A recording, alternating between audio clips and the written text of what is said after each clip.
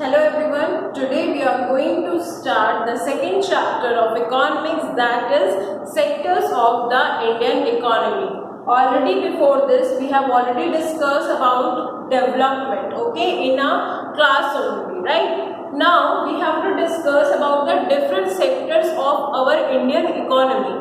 We all know that broadly we divide all the occupations in our country into three sectors, okay, that are primary, secondary and tertiary sectors.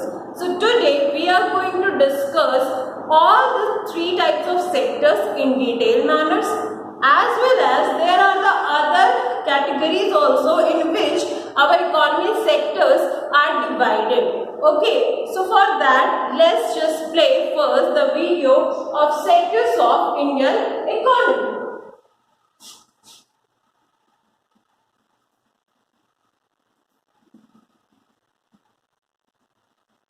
This is the story of Suresh, a resident of York in Tamil Nadu. Suresh was one of the largest cotton farmers in his district. At the peak of the cotton growing season, he would employ close to 50 agricultural laborers for different farm operations. Suresh's children, Sandhya and Arthur, would also help out in the farm operation by maintaining a master and paying the wages to the laborers. Their mother ensured enough food was prepared to feed the laborers at lunch. The family was involved in cotton cultivation, which falls in the primary sector. In the primary sector, goods are produced by harnessing natural resources. Once the cotton was picked, it was then sent to the local spinning and weaving unit. Suresh's friend Francis owned this unit. Here, the cotton was spun into yarn, dyed, and then stitched into rolls of cloth. Francis employed around 20 employees for the unit. The work that was carried out in Francis's unit falls into secondary sector. In the secondary sector, the forms of the natural goods are changed through the manufacturing process. Wholesalers like Abbas will transport the rolls of cloth to the local market, where it will be sold first to retailers and then to the final consumer. This task of transporting and selling the goods to the final consumer falls in the tertiary sector. Tertiary sector is the service sector. It involves activities such as transportation, banking, warehousing, and retailing. It is a lead to the primary and secondary sectors. Yes students, so here basically you have seen an example of making the cloths, okay, like here from producing the cloth till manufacturing and processing it into the final market. You have seen all the three processes, okay. So first of all, for making cloth, we need to produce the cotton, okay. So that production of cotton is done how? In the form of agriculture, so that is done in the primary sector, okay. Here you can see this, that here the cotton agriculture thing is done here, okay. Now in the secondary sector, now this main cotton things, okay, the raw cotton is now going to be manufactured in this secondary sector. Here it will get processed in the eroding, spinning and weaving company. That means what? That the raw cotton is now going to be in the secondary sector for the manufacturing process. There what they will do,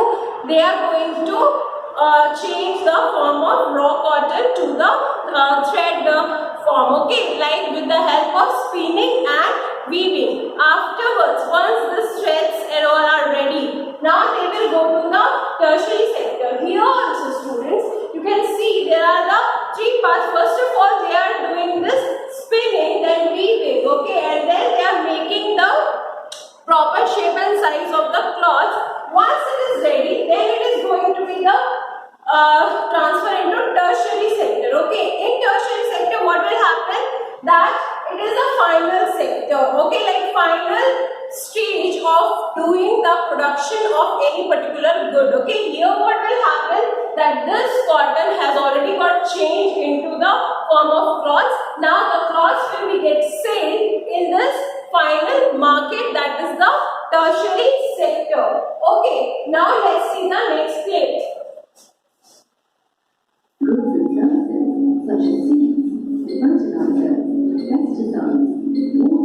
and human labor was required to produce raw cotton in the primary sector.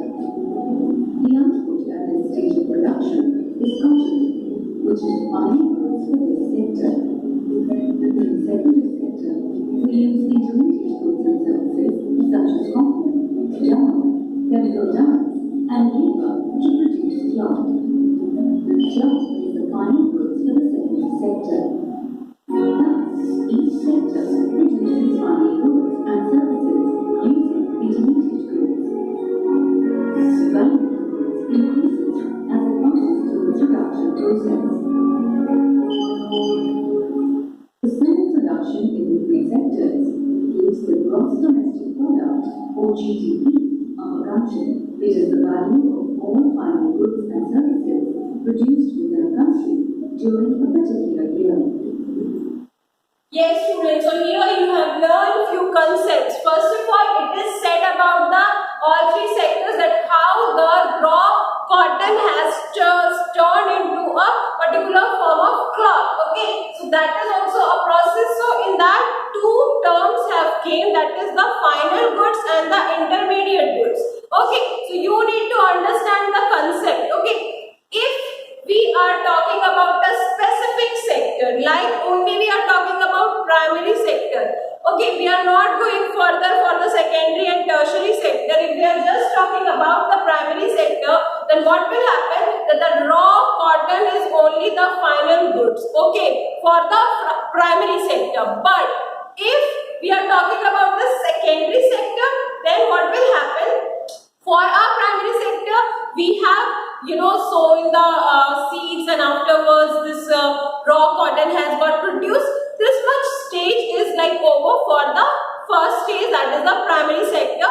So for primary sectors, the raw cotton is the final good. But as we have to make the cloth, okay. So in secondary sector, what will happen? We are taking the raw cotton, okay, as an intermediate good. That means what, students? That intermediate goods are those goods who is in the process of production. Okay, that means what? We don't purchase the intermediate good for final consumption. Okay, that means what? Again, that you cannot wear the thread now. You have to wear the cloths, and that will be done in the tertiary and final market. Okay, but as we are using the raw cotton as an intermediate goods, that is why we cannot say it as an final goods, because it is still in the process of manufacturing. Okay, so that is why always remember, final goods are those goods who we can directly consume, okay, or we can use. Whereas intermediate goods are those goods which are in the process of manufacturing any product. Okay, now it is saying about the concept of GDP. GDP is what? Gross domestic product. I have already taught you all in your previous class that what do you mean by GDP. I hope you people have understood that. Still it is written here that GDP is a summation of primary, secondary and tertiary sector. Okay, or in another word it is said the value of all the final goods and services produced within a country during a particular year. Okay, so students, what do you mean by this? Here it is talking about the final goods. Final goods are already gone to the process of primary, secondary and tertiary. Okay, so when like example we are saying about the making of cloths. So the process which is done in the primary sector is in raw cotton, then in manufacturing, spinning and weaving, and then finally it is ready to purchase. This all will be included. Okay, then what will happen? After all, this raw cotton only got turned as a piece of shirt, okay, or a piece of cloth, okay, and that cloth is only going to be sell out in the market. Okay, so whatever the money we will get after the selling of that good, okay, so that will be included as an income of our country. Okay, so similarly, whatever the goods and services we are selling, okay, How we are selling? While producing. Okay. So whatever the goods and services we are producing within an accounting year. Okay. So within a year we are saying. Okay. So that amount is called as gross domestic product. Again, gross is what? Gross is summation. Okay, gross means what? Gross means summation. Domestic is what? All the goods and services that is produced within the boundary of your country. Okay, it is not the boundary of outside the country. That means we don't include the import goods. Okay, whatever we have produced and we have sold. Okay, so that only within a year. So that is called as GDP. Okay, I hope you have understood this concept. Now let's see the another part. The contribution of each sector to the GDP in the year 1973 is depicted in this graph. You will see that the primary sector was the largest contributor to the GDP. Yes, students. So here you can see it is saying about the participation of the people in the different sector in which time 1973. So that time the major population were like engaged in primary sector, then in the tertiary sector and in the secondary sector. Okay. Now we will see about the next thing. Let's visit Suresh and see how he has progressed over the years. Today, 30 years later, Suresh still continues to farm cotton. The production of cotton on his farm has increased. He, however, does not employ as many laborers. Instead, he uses machines for different farm operations. The machines now do the work of 40 people. Somewhere, Suresh's daughter did a diploma in textile production and now runs a textile unit of her own. Most of the work in the unit is done using modern equipment. Hence, only a handful of laborers are employed to run the unit. Mother did not want to continue in the farming business. He started his own transport, warehousing, and packaging solutions business. He now employs many of the workers who lost work due to modernization in the primary and secondary sector. They do jobs such as packaging, transportation, etc., which fall in the tertiary sector. You saw how different sectors developed over the years. Suresh still works in the primary sector. Sandhya now works in the secondary, while Margaret in the tertiary sector. With the development and modernization of the primary and secondary sector, the demand for services such as banking, transport, warehousing, etc. grew manifold. Accordingly, huge investments were made in the tertiary sector, resulting in the growth of this sector. Today, more people work in the tertiary or the services sector than before. However, the primary sector still remains the largest employer in our country. Think about this and discuss. Yes, students. So in the third clip, what you have seen? You have seen the different people participation of the three sectors in the early time. Okay, the major population were engaged in the primary sector, that is the agriculture, because still many like the percentage of the population in our country is living in villages. So villages, the main occupation is what? It is agriculture only. Okay, but as the time has passed and the awareness for education has arisen, so what happens is the people are also aware about the importance of getting educated. Okay, so because of that, what happened now, the agricultural persons are also turning as an educated person, and they are turning to the working in the different sectors of secondary and tertiary. And as it is said that now the latest data as per of this video, in 2003 what happened, the major population has now turned into the tertiary sector, that is the service sector, that is the final goods market.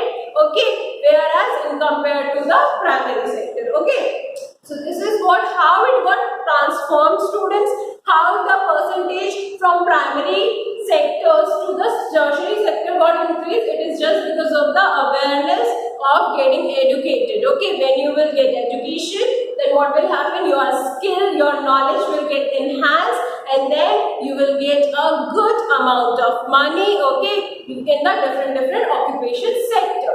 So likewise, we have discussed about the primary, secondary and tertiary sector. Just let's go to the next topic.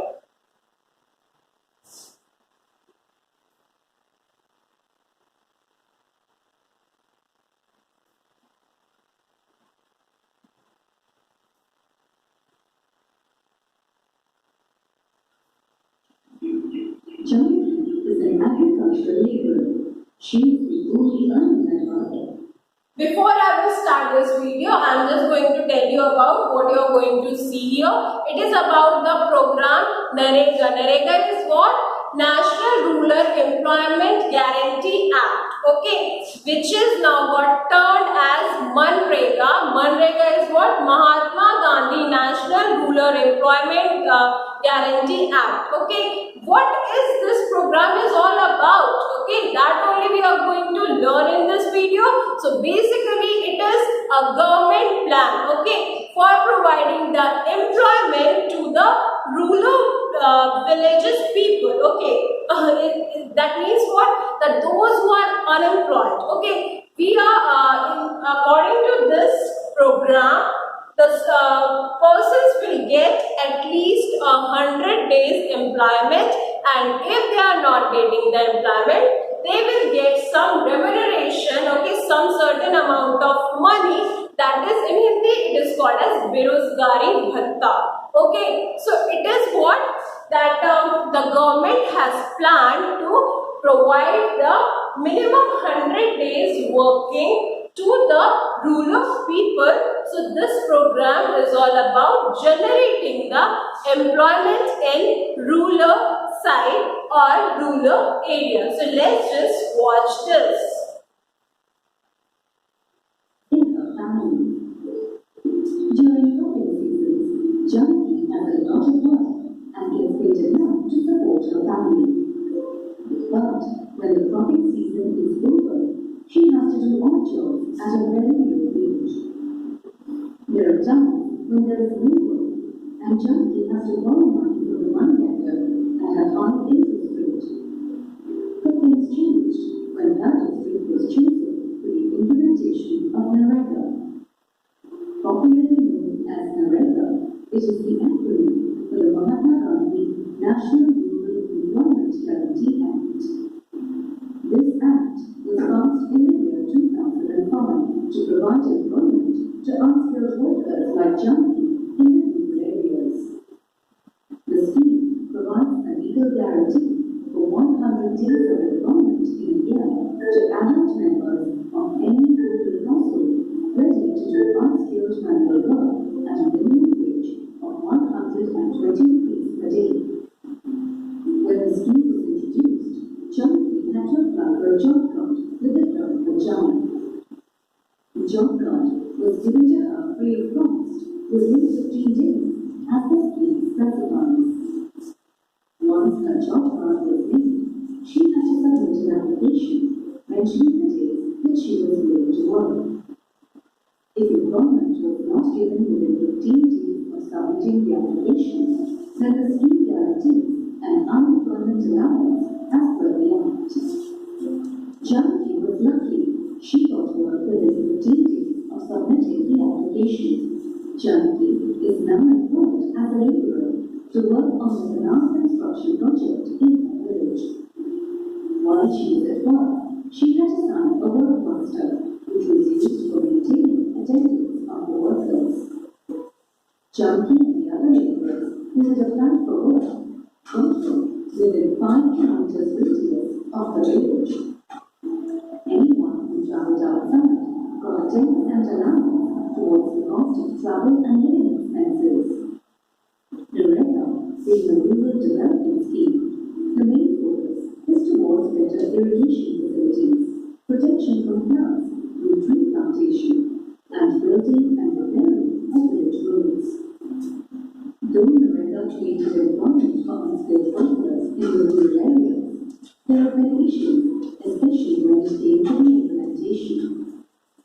The government expenditure on this program is very high. For the year 2010-2011, the expenditure was nearly 5% of the GDP. NREGA offers only standard development activities such as water irrigation and road repairs, irrespective of the priority requirements of that particular area. Job cards issued by NREGA were being misused to embezzle money. People who already had permanent jobs were issued job cards, while poor laborers had to pay bribes to secure a job card. NREGA began to cause farm labor shortage, and the government had to put NREGA activities on hold during farming seasons. In spite of its drawbacks, it is critical to be a quick measure to create economic development and social welfare in rural areas. It is a brilliant scheme which touches the life of the poor and builds government systems at a grassroots level. Yes, students. So here it is all about the detailed program.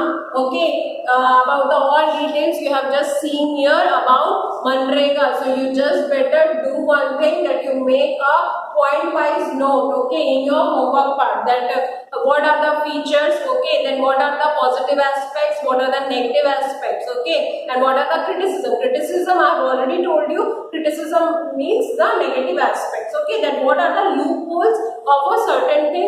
As we are discussing here, it is all about Manrega. So here you have to mention all the loopholes. What are the drawbacks of Manrega scheme?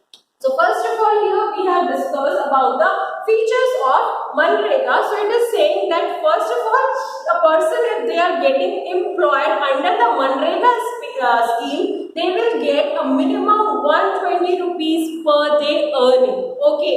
Afterwards, it is saying that once a person is employed, they will have a job card. Okay, which they have to show every time when they are going to work. Okay, and that is like they have to show within the 15 days so that it will get active. Okay, then it is saying about the unemployment expenditure allowances. That means for students, that suppose that I have not got the opportunity to work in this minimum 120 rupees program and all. So what will happen? I will get unemployment allowances. Some money will be given by the government. Okay. Then there is the mandatory thing, that is the attendance. Okay. And afterwards, what is there? That if you are coming from outside the village for working under the Manrega scheme, then what will happen? You will get a 10% of the allowances, extra allowances. That means whatever your salary, or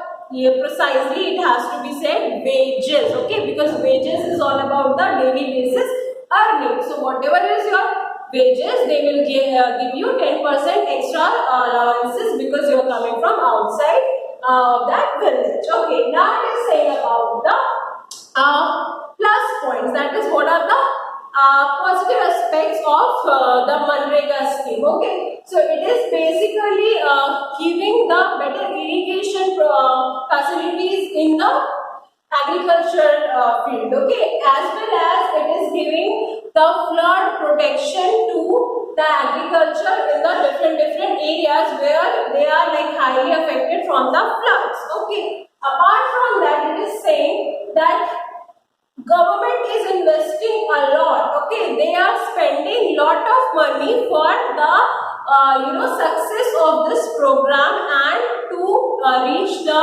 all unemployed people in villages. Okay, so that there will be the fruitful work can be done. Okay, but this all is the aspect that is positive. Okay, that is the intention of the government. But what is happening actually? So we have to mention the negative aspects also. So what is the negative aspect? Here it is said in the video that whatever the priorities are there. Okay, for example, if it's a rainy season, so we need to maintain the roads. Okay, we need to do all the protection for because of which if the flood can come in a particular village. Okay, so if this all things were not considered as a priority and it is got ignored, so it is not going to be called as a successful program. So that is why in some areas what is happening, that they are ignoring the priorities that has to be done under this program. Okay. Afterward is saying that as we are talking about the feature, we have said about the job card. Okay. So what happened? There are the chances that people can misuse the job card. Okay. How they will misuse? They are showing them as a fake identity. They are showing that they are poor, but they are actually not, and they are misusing it. Okay, so that is why this all practices should not be done. One thing should be verified in all the aspects, in all the process. Okay, so this is all about the Manrega plan. Okay, I hope you people have understood it, and please mention a point-wise things, features, positive aspects and the negative aspects of the Manrega. And when it got started in 2005. Okay, so let's see the next clip.